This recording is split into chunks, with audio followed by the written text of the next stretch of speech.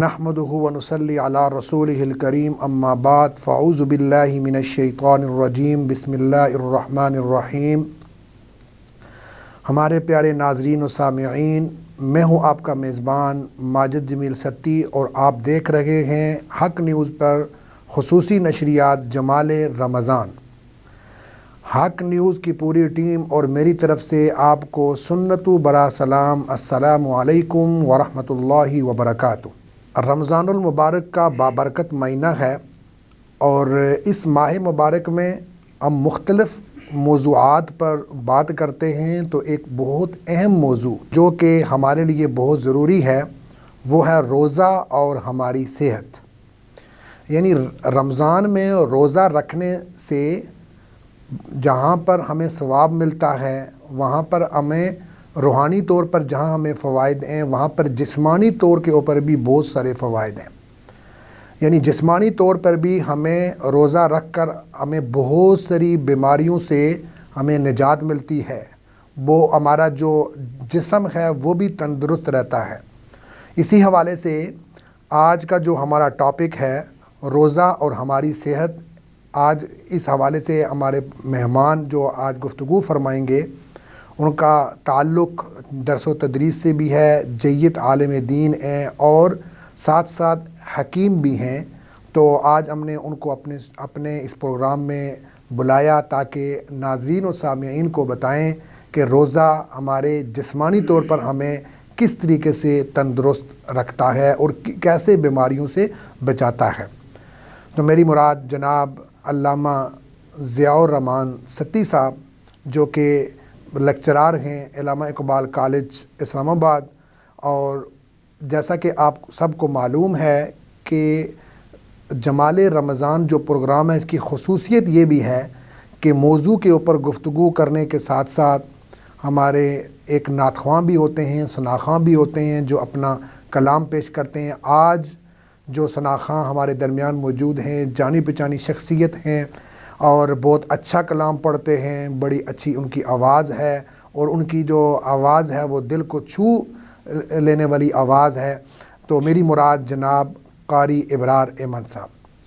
मैं सबसे पहले अल्लामा ज़ियाउर रहमान सत्ती साहब आपका शुक्रिया अदा करता हूँ कि आपने हमारे इस प्रोग्राम में आकर हमारे नाज़रीन और सामीईन के लिए बहुत जो फ़ायदेमंद गुफ्तगू है वो आप फरमाएँगे। और उसके साथ नातख़्वां जो हैं कारी इब्रार साहब, आपका भी बहुत बहुत शुक्रिया। अल्लाह ताला आपको अपनी शान के मुताबिक अजर अज़ीम से नवाजे। अल्लामा ज़ियाउर रहमान सत्ती साहब, आप रमज़ान के रोज़े के जिस्मानी और ज़हनी सेहत पर क्या असरात होते हैं? क्या रोज़ा रखने से हमारे जिस्म में कोई ख़ास तब्दीलियाँ आती हैं? हमारे नाज़रीन और सामीईन को इस बारे में ज़रा तफसील से आप बताएं। बिस्मिल्लाहिर्रहमानिर्रहीम नहमदुहु व नुसल्ली अला रसूलिहिल करीम। मैं हक़ न्यूज़ की पूरी टीम जनाब तनवीर खोखर साहब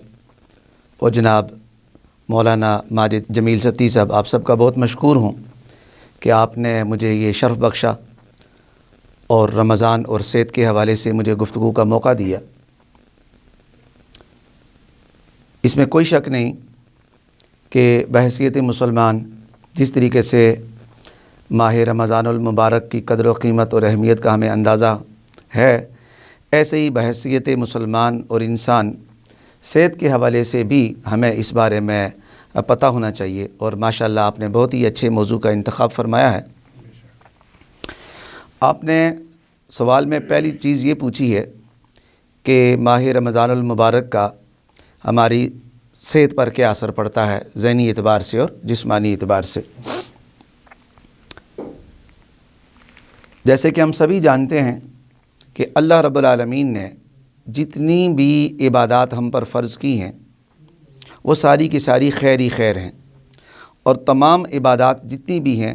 रूहानी एतबार से भी हमारे लिए फ़ायदा मंद हैं, सवाब के एतबार से भी फ़ायदा मंद हैं, लेकिन साथ साथ हर इबादत का इंसानी मुकम्मल जिस्म के साथ ताल्लुक़ है। अब आज की इस मजलिस में बिलखुसूस जो रोज़े की इबादत है और रोज़े की इबादत में बिलखुसूस जो एक इंसान के ज़िम्मा जान फ़शानी है कि सुबह صادق سے سحری سے لے کر افطار تک اسے بالخصوص کھانا پینا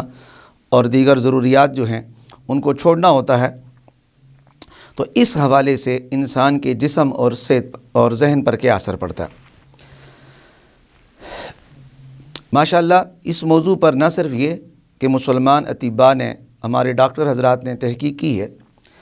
بلکہ اس موضوع پر غیر مسلم اطباء کی بھی بڑی تحقیقات ہیں، اور صرف اسی ٹاپک پر ایک نوبل پرائز بھی آ چکا ہے۔ اور وہ نوبل پرائز جنہوں نے حاصل کیا، انہوں نے اس بات پر تحقیق کی کہ آخر اللہ رب العالمین نے ایک انسان کو، بالغ انسان کو، مرد عورت کو صبح سے شام تک جو کھانے پینے سے بالخصوص روکا ہے، آخر انسانی جسم پر کیا خاص ایسا اثر پڑتا ہے۔ تو اس پر بالخصوص انہوں نے کئی رمضان تحقیق کی اور بہت سارے لوگوں پر تحقیق کی۔ تو اس کے بعد ان کی جو رپورٹ ہے اور دیگر جو ہیں ساری تحقیقات، ان کا میں تھوڑا سا خلاصہ آپ کے سامنے رکھتا ہوں۔ سب سے پہلی چیز جو روزے سے ہے وہ یہ ہے کہ جب ایک انسان کھانا کھا لیتا ہے یا پانی پی لیتا ہے تو اس کے بعد ہمارے جسم میں، طبی اصطلاح میں ہم اسے میٹابولزم کہتے ہیں، میٹابولزم کا عمل شروع ہوتا ہے، بالفاظ دیگر نظام انہضام اپنے تمام اعضاء کے ساتھ مل کر انسانی جسم میں کام شروع کر لیتا ہے۔ عام دنوں میں یہ ہوتا ہے کہ چونکہ ہمارے پر کوئی پابندی نہیں ہوتی، ناشتہ کیا اس کے بعد آپ کچھ دیر کے بعد پانی پی سکتے ہیں، کچھ دوپہر کا لوگ کھانا کھاتے ہیں، فروٹس کھاتے ہیں، کوئی اور چیز کھا لیتے ہیں، تو چونکہ رمضان المبارک میں کھانے اور پینے پر ایک لمبا 12 گھنٹے 14 گھنٹے کا ایک تقریباً وقفہ آ جاتا ہے، مختلف ممالک میں اس سے کم زیادہ بھی آتا ہے، تو اس میں سب سے پہلے جو ہے انسانی جسم کی ایک طرح سے صفائی شروع ہو جاتی ہے، اور اس کو ہم طبی اصطلاح میں ڈی ٹاکسیشن کہتے ہیں۔ تو سب سے پہلے سر سے لے کر پیر تک اللہ رب العالمین انسانی جسم کی صفائی کرتے ہیں، اور بالخصوص ذہن، دماغ کے اندر، خون کے اندر، معدے کے اندر، گردوں کے اندر، جگر کے اندر مخصوص قسم کے ایسے جو کیمیکلز ہوتے ہیں جو انسان کی کل بیماری کا سبب بن سکتے ہیں، روزے کی برکت سے ان کی صفائی ہونا شروع ہو جاتی ہے۔ نمبر 2، ماہرین یہ کہتے ہیں، ماہرین صحت، کہ روزے کے دوران انسانی جسم کے اندر 2 خاص قسم کے کیمیکلز پیدا ہوتے ہیں، اور وہ کیمیکلز بالخصوص 2 طرح کے کام کرتے ہیں۔ ایک تو انسان کے اندر خوشی اور اس کے ارادوں کی پختگی، اور دوسرے نمبر پر اس کی جو ذہنی صلاحیتیں ہیں ان کو بیدار کرنے کا کام کرتے ہیں۔ یعنی حالت روزہ میں بالخصوص انسان اگر سیکھنے سکھانے کا کوئی عمل کرتا ہے، یاد کرنے کا کوئی عمل کرتا ہے، تو نسبتاً عام دنوں کے وہ اس کا سلسلہ زیادہ ہوتا ہے۔ نتیجے میں ہم حفاظ کرام کو دیکھتے ہیں کہ بہت سارے حفاظ کرام قرآن پاک جو یاد کرتے ہیں وہ رمضان المبارک میں دہراتے ہیں، تو نسبتاً عام دنوں کے انہیں آسانی سے یاد ہو جاتا ہے۔ اسی طریقے سے روحانی اعتبار سے بھی انسان کے جسم پر جو اثرات ہوتے ہیں، ہم سبھی لوگ ان کو عملی طور پر دیکھتے ہیں۔ لوگوں کا مساجد کی طرف آنا، لوگوں کا اللہ رب العالمین کی طرف متوجہ ہونا، نیکی کے جذبات کا ہونا، یہ ساری کی ساری چیزیں ایسی ہیں کہ جو انسانی جسم پر اور انسانی ذہن پر اثر انداز ہوتی ہیں۔ ماشاءاللہ جی، آپ نے بڑی پیاری گفتگو کی۔ ہمارے ناظرین اور سامعین کو آپ یہ بتائیں کہ ہمیں روزے کے دوران جو غذائی احتیاطوں کا کیا خیال رکھنا چاہیے؟ کیا ہمیں کسی خاص قسم کی غذا کو ترجیح دینی چاہیے تاکہ ہم صحت مند رہیں؟ بہت ہی اچھا سوال کیا ہے، اور یہ سوال بالخصوص روزہ داروں کے لیے بڑا اہم ہے۔ اس میں 2 باتیں میں کروں گا۔ پہلی بات تو یہ ہے کہ غذا کا خیال تو رمضان کے بغیر بھی ہر انسان کو کرنا چاہیے، اور اس میں جو سب سے اہم چیز یہ ہے کہ جو نبی کریم صلی اللہ علیہ وسلم نے جس طرح ترغیب دلائی ہے وہ یہ ہے کہ کوئی بھی کام اگر اعتدال سے کیا جائے، میانہ روی سے کیا جائے، تو وہ انسان کو فائدہ دیتا ہے، اور کسی بھی کام میں اگر میانہ روی نہ ہو، اعتدال سے چیز بڑھی ہوئی ہو یا اعتدال سے کم ہو، تو وہ چیز بہرحال انسان کے لیے مفید نہیں ہوتی۔ لیکن بالخصوص رمضان المبارک میں غذائی اعتبار سے اس میں ہم 2 طرح کی کیٹیگریز، 3 طرح کی کر سکتے ہیں۔ ایک تو وہ لوگ کہ جو ماشاءاللہ صحت مند ہیں اور انہیں کسی کوئی خاص قسم کی پرابلم نہیں ہے، تو ان کے لیے تو بہتر یہ ہے کہ عام دنوں کے اعتبار سے وہ اپنے ناشتے کو افطاری بنا دیں اور اپنی افطاری کو وہ اپنا صبح کا کھانا بنا دیں۔ میری بات کہنے کا مقصد یہ ہے کہ صبح کے وقت عام طور پر جو ہم لوگ ناشتہ کرتے ہیں تو اس میں ہلکی پھلکی چیز لیتے ہیں، اور ہمارے اس معاشرے میں جب لوگ شام کا کھانا کھاتے ہیں تو بھاری کھانا کھاتے ہیں۔ رمضان المبارک میں اس سے ایک صحت مند آدمی کو اس سے الٹ کرنا چاہیے، یعنی صبح اس کا چونکہ پورا دن اس نے گزارنا ہے اپنی ذمہ داریوں کے ساتھ، تو صبح بالخصوص ایسی غذا لینی چاہیے جو ذرا دیر سے ہضم ہو، ایسی غذا لینی چاہیے جس کے اندر طبی اصطلاح میں ہم کہیں تو اس کے اندر پروٹین زیادہ ہو، ایسی غذا لینی چاہیے جس میں جو ہے جسم کے اندر طاقت پیدا کرنے والی چیزیں ہوں۔ لیکن کچھ امراض کے مریض ایسے ہیں کہ ان کو بالخصوص اس میں خیال رکھنا چاہیے، اس میں شوگر کے مریض ہو گئے، دل کے امراض کے مریض ہو گئے اور گردے کے مریض ہو گئے۔ یہ لوگ ایسے ہیں کہ ان کے لیے روزے کے اندر پرابلم ہو سکتی ہے، تو اس میں ایک تو یہ ہے کہ اگر یہ لوگ ادویات استعمال کرتے ہیں تو اگر کھانے سے پہلے یا کھانے کے بعد کی ادویات ہیں تو اس بات کا دھیان دیں کہ اپنی دوائی کو پراپر استعمال کریں، کیونکہ اگر وہ دوائی کے عادی ہیں اور وہ دوائی بر وقت اپنی میڈیسن استعمال نہیں کریں گے تو دن کو ان کو تکلیف ہو سکتی ہے۔ دوسرے نمبر پر جو بالخصوص شوگر کے مریض ہیں، چونکہ ان کے ساتھ دو طرح کی پرابلم ہو سکتی ہیں، ایک تو بعض شوگر کے مریضوں کو بھوک زیادہ لگتی ہے، اور بعض شوگر کے مریض ایسے ہیں کہ ان کو پیشاب زیادہ آتا ہے، تو ایسی صورت میں غذا کی کمی کی وجہ سے یا بعد میں بار بار کے پیشاب کی وجہ سے وہ ڈی ہائیڈریٹ ہو سکتے ہیں، کمزور ہو سکتے ہیں، ان کا شوگر لیول بسا اوقات کم بھی ہو سکتا ہے، تو ان کو جس طبیب سے ڈاکٹر سے وہ دوا لے رہے ہیں ان کی مشاورت سے اپنا جو ہے غذائی شیڈول بنوانا چاہیے۔ لیکن عمومی طور پر اگر شوگر کے مریض صبح کے ٹائم میں دلیا لیں، اسی طریقے سے صبح کے وقت میں بالخصوص یہ ہمارے جو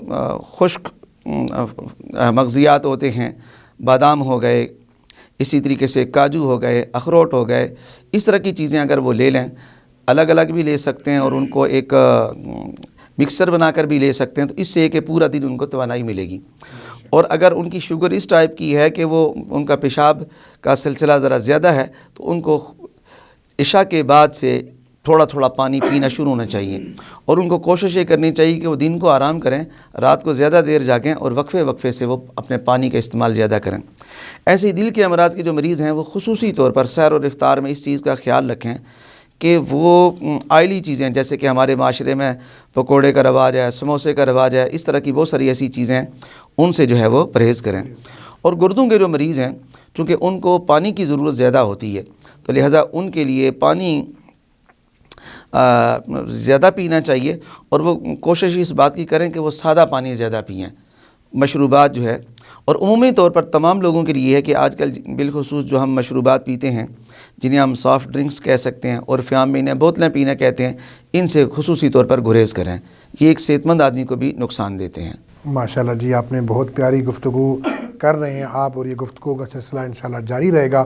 اب ہم اپنے دوسرے مہمان قاری ابرار صاحب کی طرف چلتے ہیں کہ وہ اپنا کلام پیش کریں۔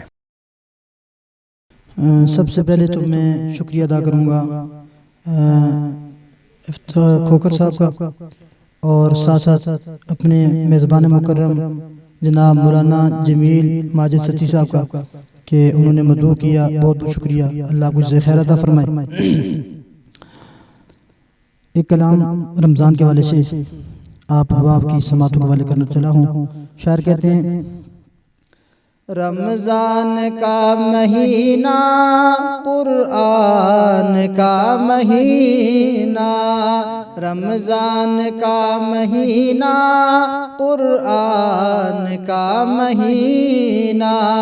رمضان کا مہینہ قرآن کا مہینہ، اللہ کی رحمتوں کی باران کا مہینہ، رمضان کا مہینہ قرآن کا مہینہ، اور اگلی بات، رحمت خدا کی دیکھو رم جم برس رہی ہے، رحمت خدا کی دیکھو رم جم برس رہی ہے، رمضان رب کے لطف و عرفان کا مہینہ، رمضان کا مہینہ قرآن کا مہینہ، رمضان کا مہینہ قرآن کا مہینہ، خوش بخت دل رہے ہیں بدبخت رل رہے ہیں، خوش بخت دل رہے ہیں بدبخت رل رہے ہیں، بخشش عطا کا یا پھر بخشش عطا کا یا پھر میزان کا مہینہ، رمضان کا مہینہ قرآن کا مہینہ، رمضان کا مہینہ قرآن کا مہینہ، رحمت کے مغفرت کے چھٹکار کا ہے موسم، رحمت کے مغفرت کے چھٹکار کا ہے موسم، یوں سمجھیے عطائے یوں سمجھیے عطائے سلطان کا مہینہ، رمضان کا مہینہ قرآن کا مہینہ، رمضان کا مہینہ قرآن کا مہینہ، اللہ کی رحمتوں کی باران کا مہینہ، رمضان کا مہینہ قرآن کا مہینہ۔ کیا ہی خوب آپ نے کلام پڑھا، بہت ہی خوبصورت انداز میں، بڑے پیارے انداز میں، اللہ تعالیٰ آپ کو مزید ترقی نصیب فرمائے۔ اب ہم آج کا جو موضوع ہے گفتگو کا اس کو جاری رکھے ہوئے ہیں، آگے میں جناب علامہ ضیاء الرحمن ستی صاحب سے یہ میں سوال کرتا ہوں کہ ہمارے ناظرین اور سامعین کو یہ بتائیں کہ کیا رمضان کے روزے مختلف بیماریوں سے بچاؤ کے لیے فائدہ مند ثابت ہوتے ہیں، اور اگر کوئی بندہ بیمار ہو تو اسے روزے میں کیا کرنا چاہیے؟ جی ماشاءاللہ جی، رمضان اور پورا مہینہ ہی رحمت ہے، اور اللہ تعالیٰ کی رحمتوں میں سے ایک بڑی رحمت جو ہے شفا بھی ہے۔ تو رمضان اور روزہ یہ بہت ساری بیماریوں کے لیے شفا بھی ہے۔ عرف عام میں جو عمومی طور پر بہت ساری ایسی چیزیں ہیں جنہیں ہم ظاہری طور پر شاید اس طریقے سے بیماری نہ کہیں، لیکن وہ بعد میں بیماریوں کا سبب بن سکتی ہیں، ان میں مثال کے طور پر کولیسٹرول کی زیادتی۔ کولیسٹرول کی زیادتی کا مطلب یہ ہے کہ انسانی جو جسم ہے اس کے اندر چربی کی مقدار زیادہ ہو جاتی ہے، اور بالخصوص ایک مخصوص قسم کی جو چربی ہے وہ انسانی خون کی جو رگیں ہیں ان کے اندرونی جانب لگ جاتی ہیں، تو خون کا جو بہاؤ ہے ان رگوں کی تنگی کی وجہ سے پھر اس پہ زور پڑتا ہے۔ تو ماہ رمضان المبارک میں جب انسان روزہ رکھتا ہے تو روزہ رکھتے ہوئے بالخصوص آٹومیٹک اس کے جسم کے اندر یہ عمل شروع ہو جاتا ہے کہ اس کا وہ جو اضافی چربی ہوتی ہے جسے ہم کولیسٹرول کہتے ہیں، اور اس کو بالخصوص جسے ہم بیڈ کولیسٹرول کہتے ہیں، وہ خود بخود کم ہونا شروع ہو جاتا ہے۔ اس کا پہلا فائدہ تو یہ ہوتا ہے کہ انسان کی جو بلڈ سرکولیشن ہے وہ ٹھیک ہو جاتی ہے، خون کا بہاؤ پورے جسم میں بہترین طریقے سے ہونا شروع ہو جاتا ہے۔ دوسرے نمبر پر جو ہی وہ چربی کم ہونا شروع ہو جاتی ہے تو ساتھ ساتھ انسان کا جو وزن ہے وہ بھی جگہ پہ آنا شروع ہو جاتا ہے۔ اس میں اگر بالخصوص وہ افراد جن کو کولیسٹرول کا مسئلہ ہے، یا وہ افراد جن کا وزن ضرورت سے زائد ہے، اگر سحری اور افطاری میں زیادہ آئلی چیزیں، تیل دار چیزیں کھانے سے اگر پرہیز کریں اور زیادہ میٹھی چیزیں اور میٹھے مشروبات سے پرہیز کریں تو خود بخود پورے رمضان میں 29-30 دنوں میں وہ ماشاءاللہ بالکل اعتدال پر آ سکتے ہیں. اور اگر ان کا کولیسٹرول لیول جو اس کا نارمل رینج ہے اس سے اگر بڑھا ہوا ہوگا تو یہ تجربے کی بات ہے اور یقینی بات ہے کہ اگر سحری اور افطاری وہ اعتدال سے کریں گے تو ان کا کولیسٹرول لیول بالکل اپنی جگہ پہ آ جائے گا. دوسرے نمبر پر یورک ایسڈ ہے. یورک ایسڈ بھی جیسے کہ میں نے پہلے بھی عرض کیا تھا کہ جسمانی اعتبار سے روزہ صفائی کرتا ہے تو ایک انسان کے خون کی بھی ساتھ ساتھ صفائی شروع ہو جاتی ہے. اور یورک ایسڈ یوں سمجھیے کہ یہ ایک ایسا مواد ہے اور ایسا کیمیکل ہے، ناظرین کی سہولت کے لیے میں بالکل سادہ گفتگو کروں گا، کہ جس کی زیادتی کی وجہ سے انسانی جسم میں جوڑوں میں تکلیف شروع ہو جاتی ہے. ہاتھوں پیروں کے جتنے جوڑ ہیں، گھٹنے ہیں، بڑی عمر کے لوگ ہیں، بالخصوص صبح اٹھتے وقت ایڑیوں میں درد، اس طرح کی چیزیں.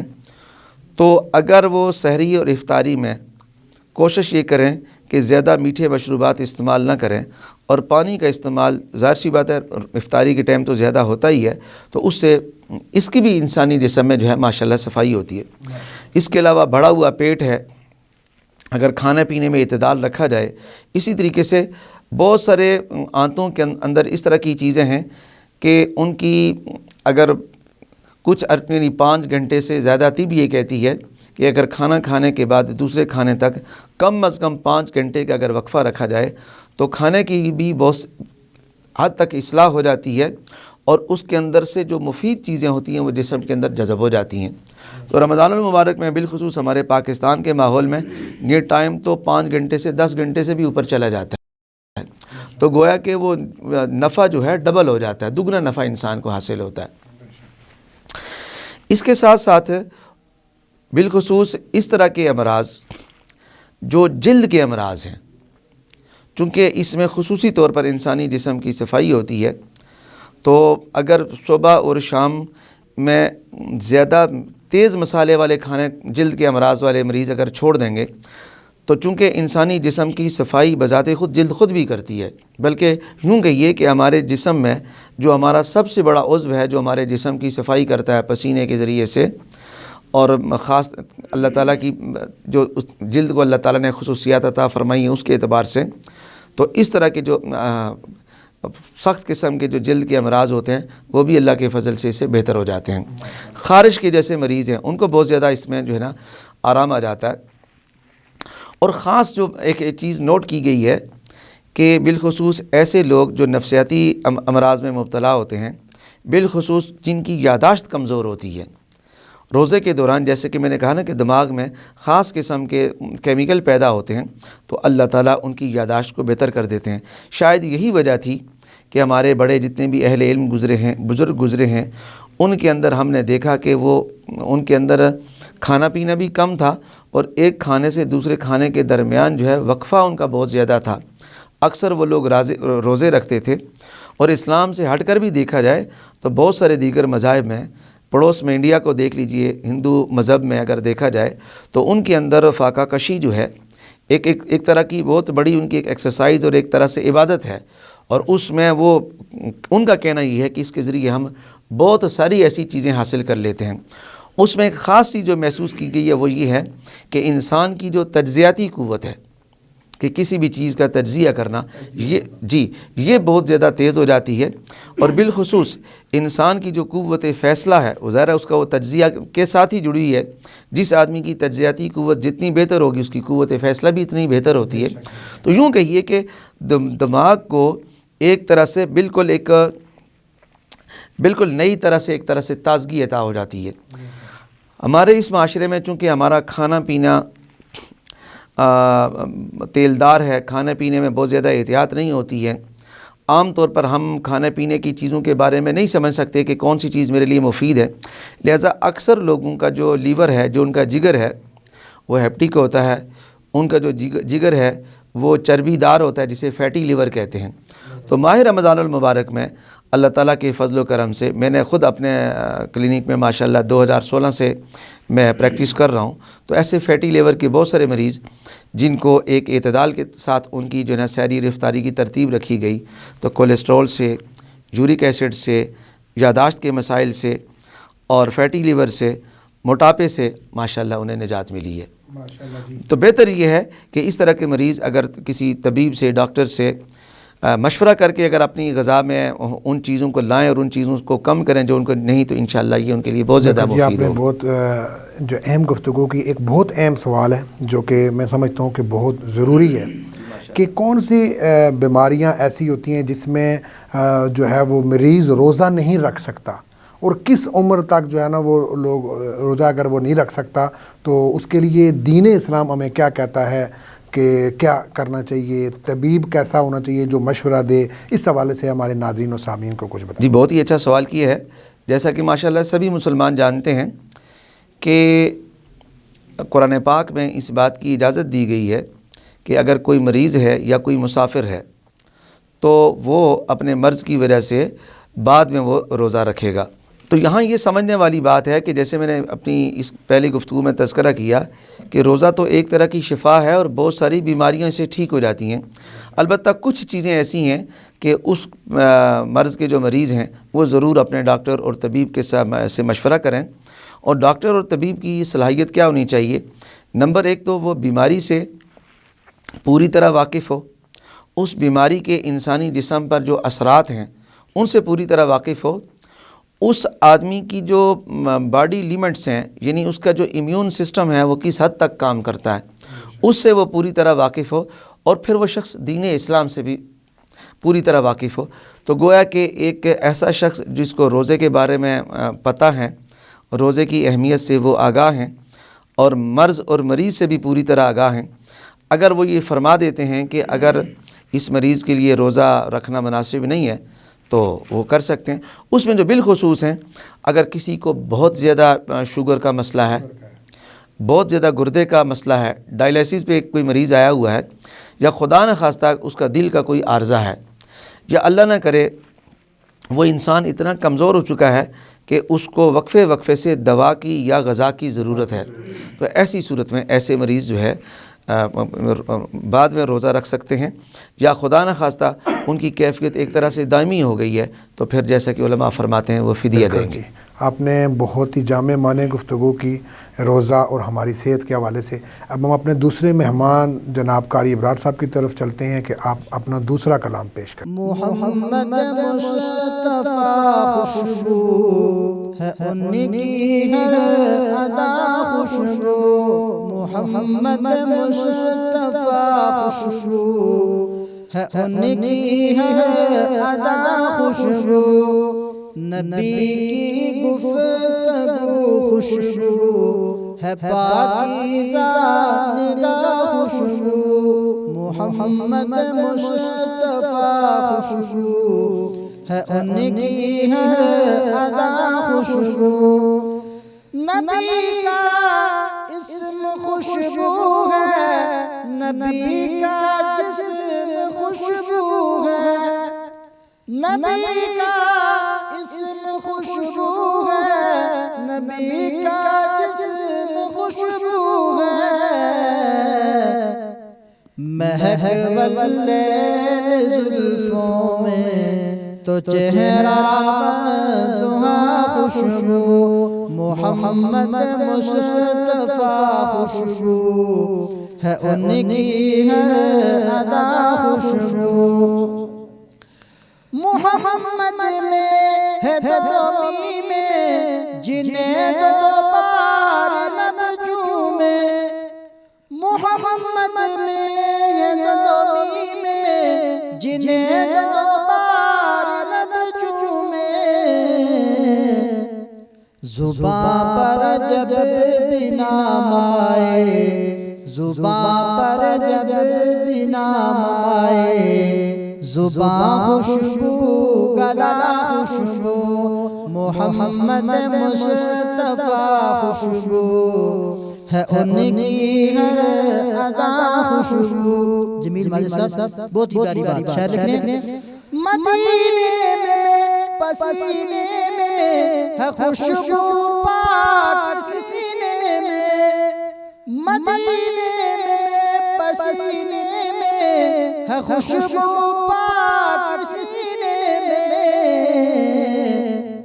جسے تطہیر کہتے ہیں، جسے تطہیر کہتے ہیں، نبی کی وہ ردا خوشبو، محمد مصطفیٰ خوشبو ہے، ان کی ہر ادا خوشبو، نبی کی گفتگو خوشبو ہے، پاکیزہ نگاہ خوشبو بچا رکھی ہے سرکار نے امت کے لیے طاہر، بچا رکھی ہے سرکار نے امت کے لیے طاہر، جو مانگیں گے میرے آقا، ماجد جمیل صاحب بہت پیاری بات ہے، جو مانگیں گے میرے آقا حشر میں وہ دعا خوشبو، آخر میں ساتھ محمد مصطفیٰ خوشبو ہے، ان کی ہر ادا خوشبو، نبی کی گفتگو خوشبو ہے، پاکیزہ نگاہ خوشبو۔ واہ جی کیا بات ہے، بہت پیارے کلام آپ نے پڑھے اور بڑے انتہائی اچھے انداز میں آپ نے دونوں کلام پڑھے، اور اللہ تعالیٰ آپ کو مزید ترقی نصیب فرمائے، اور جناب قاری ابرار صاحب آپ کو اپنی شان کے مطابق اجر عظیم سے نوازے۔ میں اس کے ساتھ ساتھ آج کا جو ہمارا موضوع تھا روزہ اور ہماری صحت، اس حوالے سے ہمارے ساتھ مہمان تھے جناب علامہ ضیاء الرحمان ستی صاحب۔ بہت پیاری گفتگو کی آپ نے، ہر لحاظ سے، حکمت کے لحاظ سے، طبی لحاظ سے ہمارے ناظرین و سامعین کو آپ نے بڑے اہم جو ہے وہ مشورے دیے۔ اللہ تعالیٰ آپ کو بھی اجر عظیم سے نوازے، اور اللہ تعالیٰ جو ہے وہ آپ کو مزید ترقیاں نصیب فرمائے۔ ناظرین و سامعین، آج کا پروگرام کا وقت جو ہے وہ ختم ہوا چاہتا ہے۔ مختصر یہی ہے کہ جیسا کہ علامہ ضیاء الرحمان ستی صاحب نے بڑے ڈیٹیل کے ساتھ آپ کو روزہ اور ہماری صحت کے حوالے سے مفید مشورے دیے، ان کے اوپر ہم نے عمل کرنا ہے، اور اللہ رب العزت سے دعا ہے کہ اللہ رب العزت ہمیں جو ہے ان باتوں کے اوپر عمل کرنے کی توفیق عطا فرمائے۔ وآخر دعوانا ان الحمد للہ رب العالمین، والسلام، اللہ نگہبان۔